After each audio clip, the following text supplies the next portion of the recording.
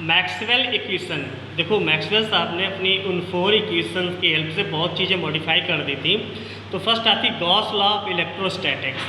तो Gauss law में जो इक्वेशंस थी आप जानते हैं इलेक्ट्रिक फील्ड के फर्स्ट चैप्टर से, this law state that the electric flux through a close surface yes is 1/ε0 times the total charge q enclose by the surface yes. तो ये जनरेट हो गई, ये फर्स्ट चैप्टर से तो आप जान ही रहे हो। फिर मैग्नेट के चैप्टर से या इस गॉस लॉ आती है, Gauss law of magnetism. According to this law the magnetic flux through any close surface is always zero, B dot D S equal to zero. आगे आया Faraday law of electromagnetic induction. ये chapter 4 में आपने या 5 में पढ़ा होगा। Faraday साहब ने जो एक्सपेरिमेंट किए थे, this law tells that changing magnetic field induces an electric current. तो एक्सपेरिमेंट थोड़ा सा याद कर लो। कॉयल है मैग्नेट लेके जाते थे, तो जितना उसकी मैग्नेटिक फील्ड्स लाइंस उस कॉयल से क्रॉस करती थी तो ये क्या हो रहा था, मैग्नेटिक फील्ड्स क्या हो रही थी, चेंज हो रही थी, तो इलेक्ट्रिक फील्ड जनरेट हो रही थी। According to this law the induce EMF setup a close circuit C is equal to the rate of change of magnetic flux link with the close circuit. तो ये आपका आ गया integration of E dot D L equal to minus का divide by d t five B. अब यहाँ से आपने जो है ई की वैल्यू निकाल ली और इसको जो है डिवाइड बाई डी टी इसको कर दिया, ये वैल्यू निकाल ली। तो ये था Faraday law of electromagnetic induction का।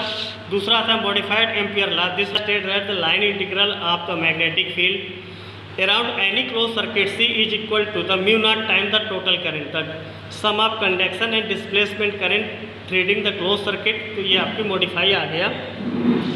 एक और आ जाता है आपका डिस्प्लेसमेंट करंट। तो देखो डिस्प्लेसमेंट करंट में थोड़ा समझ लो, यहाँ से आपने वी वोल्टेज लिया तो चार्ज गए, चार्ज यहाँ गए तो चार्ज यहाँ कलेक्ट होने लगे, यहाँ धीरे धीरे गए, धीरे धीरे इकट्ठा होने लगे।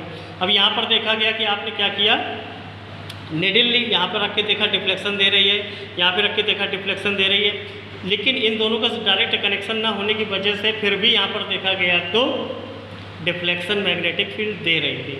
तो बात ये आई कि यहाँ दे रही थी, यहाँ दे रही थी, चीज़ें समझ में आ रही थी, यहाँ पर कैसे होने लगी। पहले समझ लो चार्जेज नहीं थे, कुछ नहीं था, ये खाली था। लेकिन जब आपको दिखाया गया कि ये चार्ज कलेक्ट हुए और यहाँ ये प्लस माइनस चार्ज कलेक्ट हो गए, तो ये लगातार धीरे धीरे जब चार्ज कलेक्ट होते जा रहे हैं तो चार्जेज का जो है ये यहाँ से यहाँ तक का ये जो उन्होंने दिखा दिया, ये आपका इलेक्ट्रिक फील्ड दिखा दी।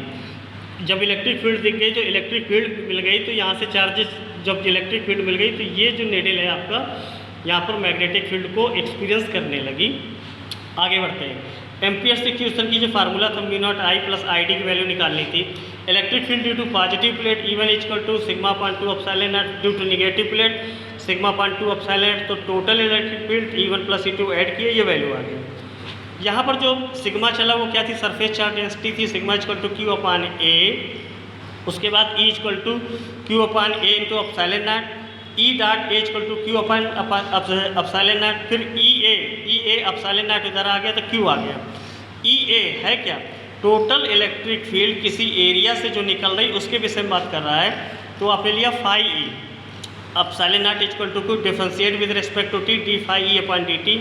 ई ना तो ये value d q upon D t, ये क्या है, करंट है। यही करंट जो है क्या है, आई डी है। यही करंट क्या है, आई डी। आई डी बोले तो डिस्प्लेसमेंट करंट है, जो कि इसके इक्विवेलेंट है। ठीक है, तो यहाँ पर तो change in magnetic field with respect to time. ठीक है, इलेक्ट्रिक फील्ड जो है चेंज हो रही है, तो यहाँ से B dot D L equal to mu not I C plus mu naught epsilon D phi upon D T. तो ये डिस्प्लेसमेंट करंट को जो है और अच्छे से समझाने के लिए ये तरीका था, इसको देख लीजिए।